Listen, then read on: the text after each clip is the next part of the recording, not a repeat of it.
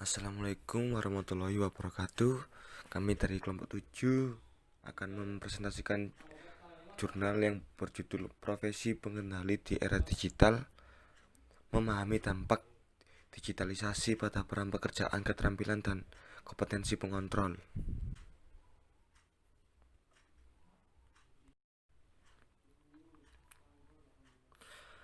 Kelompok kami terdiri dari Anang Nur, NPM 191, Riflin Cesio, NPM 126, Muhammad Arif Putra, NPM 196, Rifki Izul Haq, NPM 203.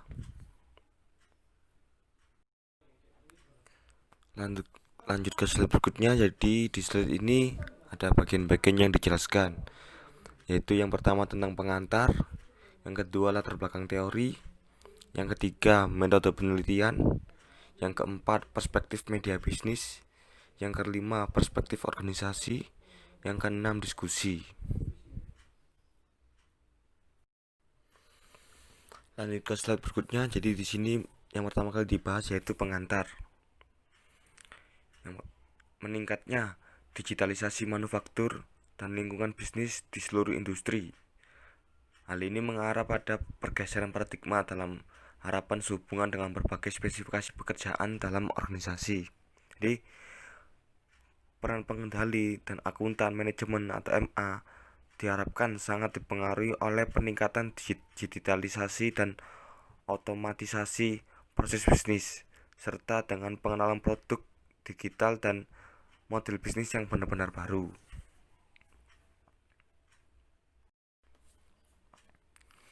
Lanjut ke sebab selanjutnya, yaitu latar belakang teori. Jadi di sini 2.1 transformasi digital lingkungan bisnis. Jadi lingkungan bisnis telah mengalami proses transformasi yang sangat pesat, yang diharapkan tidak hanya menghasilkan perubahan model bisnis serta organisasi dalam proses kerja perusahaan, tetapi juga dalam hubungan di dalam tenaga kerja perusahaan. Terlepas dari jenis TIK yang diadopsi dalam lingkungan kerja, implikasinya bagi tenaga kerja organisasi serupa, kapasitas karyawan yang dibutuhkan untuk melakukan tugas rutin akan berkurang dan dapat digunakan di tempat lain. Bukti dari penelitian sebelumnya menunjukkan bahwa peningkatan digitalisasi, otomatisasi, dan perubahan teknologi telah menyebabkan pergeseran ke atas dalam struktur pekerjaan, yang pada gilirannya mengakibatkan perluasan pekerjaan dengan keterampilan yang lebih tinggi. Yang 2.2 mengubah peran profesi akuntansi, pengendali, dan manajemen. Seorang akuntan, manajemen, atau pengontrol mendukung dan memberi nasihat kepada manajemen organisasi dalam mewujudkan tujuan ekonomi, publik, dan atau keuangan mereka. Dukungan diartikan sebagai desain dan pemeliharaan sistem informasi akuntansi dan pengendalian manajemen, serta pengadaan dan distribusi informasi. Jadi ini ada kata-kata: you can simply impress your audience and add a unique zing and appeal to your presentation. You can simply impress your audience and add a unique zing and appeal to your presentation.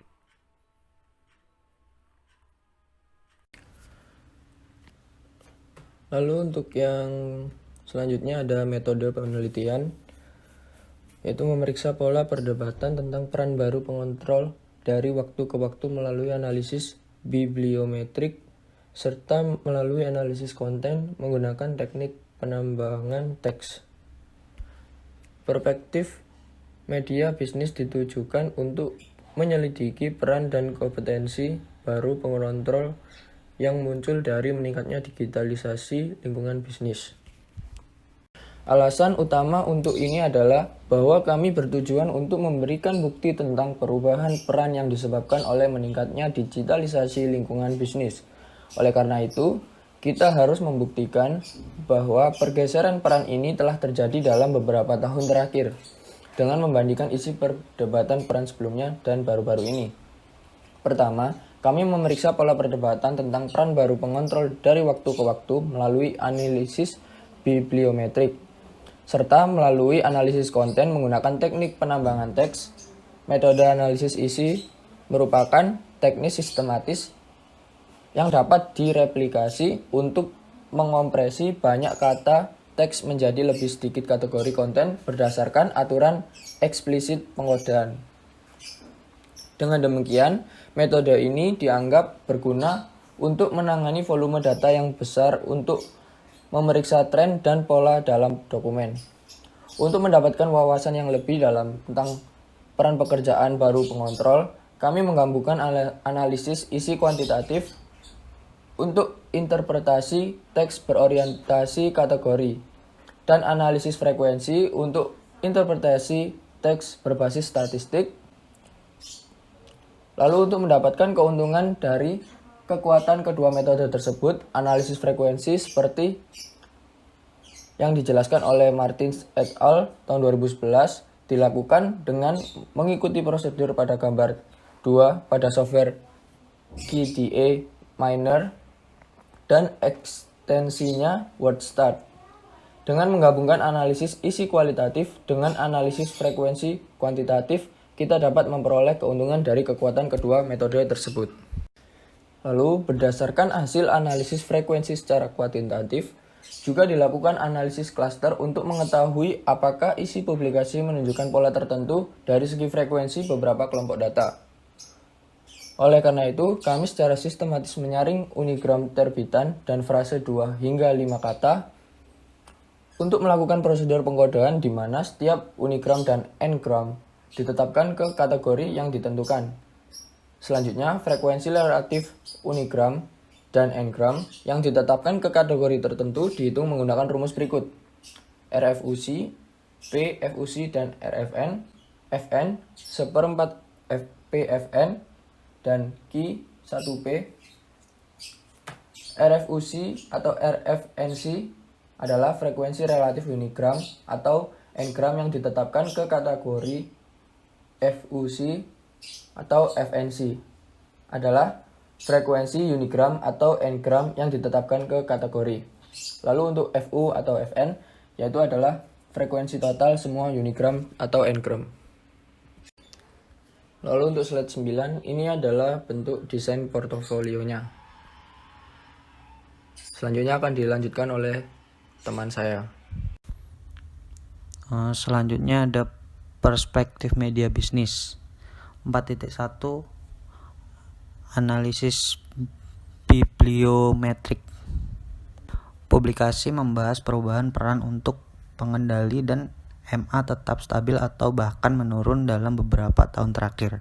Perkembangan serupa dapat ditentukan mengenai tren di sekitar istilah seperti Internet of Things atau Industrial Internet, mewakili inisiatif terkait dari wilayah geografis lain. Peran, tugas, dan keterampilan baru pengontrol dipicu oleh inovasi TI terkini seperti Big Data dan Industri 4.0. Nah, selanjutnya 4.2 yaitu lingkungan bisnis baru pengontrol. Nah, di situ terdapat grafik hasil analisis isi kualitatif dan kuantitatif menunjukkan bahwa pengontrol dan profil pekerjaan MA sedang mengalami proses perubahan yang signifikan. Selanjutnya perspektif organisasi, statistik, deskriptif, dan hasil empiris. Analisis selanjutnya didasarkan pada 4.253 dataset dari 2 sumber data. Sumber data yang pertama terdiri dari 1922 iklan pekerjaan dari 29 perusahaan DAX. Sedangkan yang kedua terdiri dari 2.331 profil anggota dari 141 DAX, MDAX, dan perusahaan lainnya. Kumpulan data mencakup berbagai perusahaan dan di 23 industri, di mana industri otomotif merupakan bagian dari lebih dari sepertiga dari keseluruhan sampel, diikuti oleh industri peralatan listrik dan industri teknik mesin. Selanjutnya diskusi. 6.1 Batasan. Batasan pertama, hasil analisis literatur didasarkan pada sampel yang dipilih dari 63 publikasi akademis dan praktis yang kami identifikasi sebagai relevan untuk penyelidikan lebih lanjut. Batasan kedua berkaitan dengan metode analisis yang diterapkan. Dua batasan utama lainnya terkait dengan sumber data yang digunakan untuk mempelajari perubahan peran, tugas, dan keterampilan dari perspektif organisasi. Batasan lebih lanjut berkaitan dengan kredibilitas profil anggota yang diekstraksi.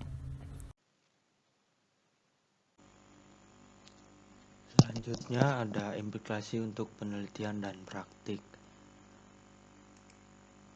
Terlepas dari keterbatasan yang ditemukan sebelumnya di 6.1, temuan ini berkontribusi pada perdebatan akademis dan praktis yang sedang berlangsung tentang perubahan peran yang diharapkan dari pengontrol dan profesi MA dengan menganalisis perubahan ini dari media bisnis dan perspektif organisasi. Lalu ada beberapa pertanyaan yang timbul. Apakah perlu mempersiapkan pengawasan dan MA perusahaan untuk persyaratan keterampilan yang berubah? Dalam hal ini, proses perubahan dari pengontrol dan profil pekerjaan MA dijelaskan dapat berfungsi sebagai panduan yang berguna bagi perusahaan yang mencari jawaban atas pertanyaan apakah mitra bisnis dan ahli data atau tidak pengontrol diperlukan untuk menentukan sejauh mana persyaratan keterampilan akan berubah di lingkungan kerja di masa depan. Perlu untuk menilai sifat, tingkat, dan kecepatan perubahan bisnis yang disebabkan oleh TIK.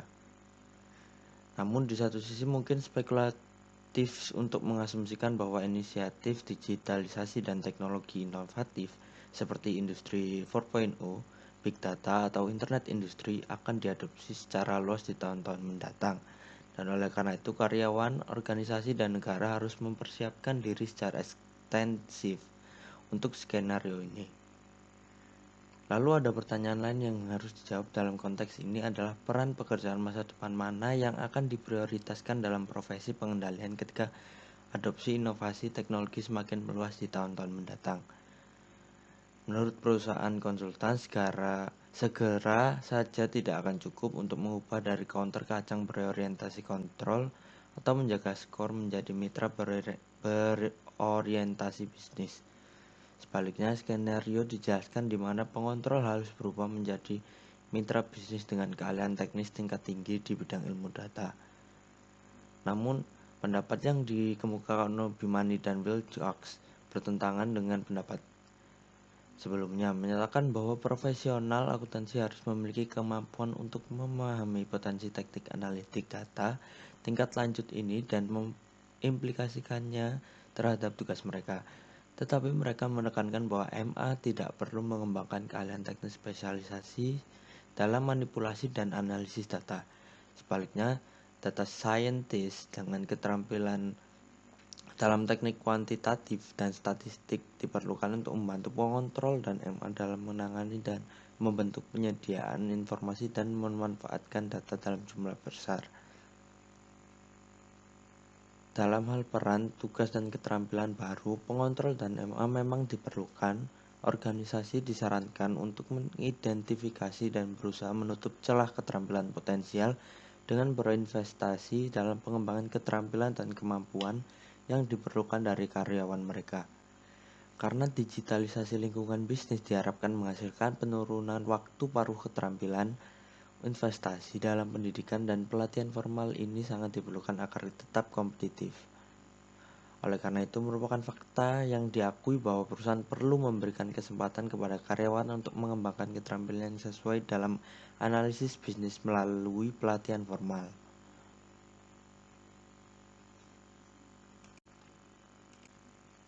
Selanjutnya di 6.3 ini pekerjaan masa depan.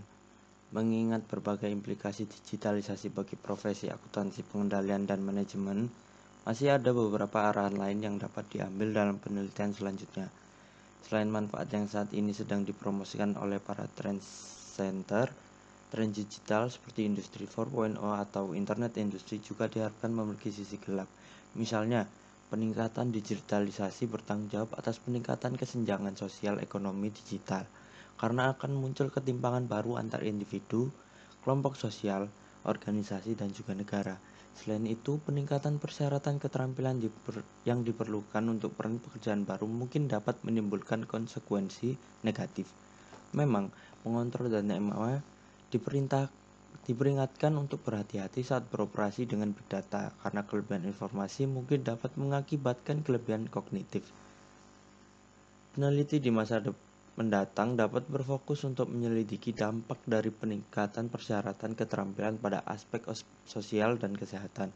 Dalam konteks ini harus ditekankan bahwa lebih banyak penelitian interdisipliner diperlukan pada antarmuka antar ekonomi bisnis, akuntansi, dan sistem informasi yang menggabungkan pengetahuan tentang perkembangan teknologi terkini dan mode TI dengan pengetahuan mengenai peran pekerjaan saat ini dari disiplin pengendalian dan akuntansi.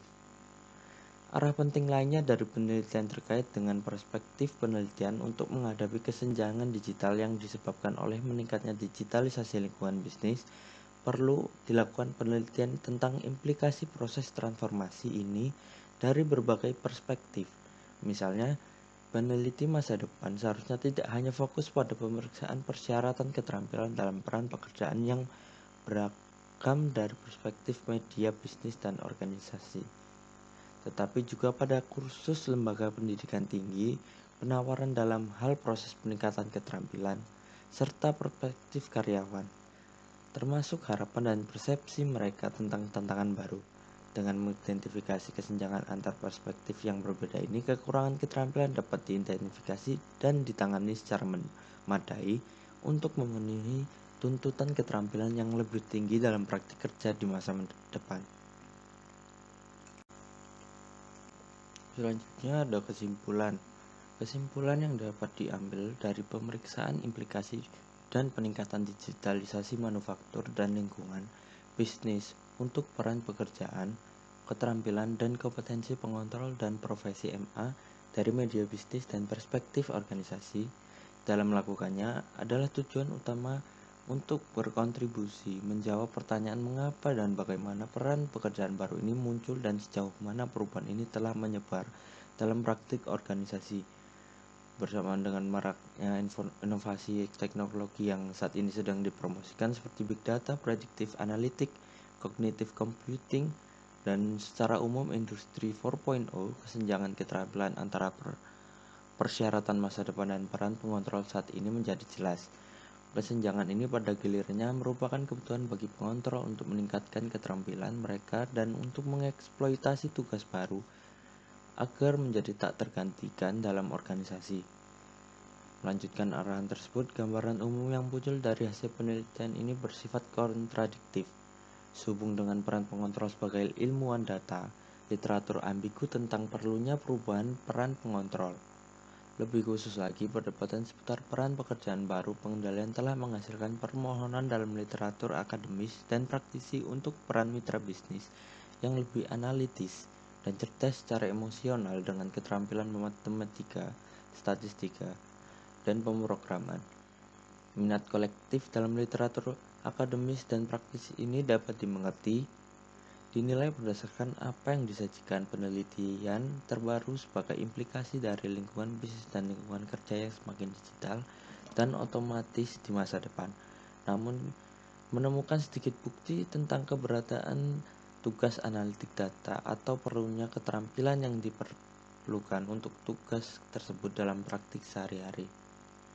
Temuan ini berkontribusi pada perdebatan akademis dan praktis yang sedang berlangsung tentang perubahan peran yang diharapkan dari pengontrol dan profesi MA, karena mereka akan membantu peneliti dan praktisi untuk memahami mengapa peran baru, keterampilan dan kompetensi mungkin atau mungkin tidak menjadi penting untuk profesi pengontrol.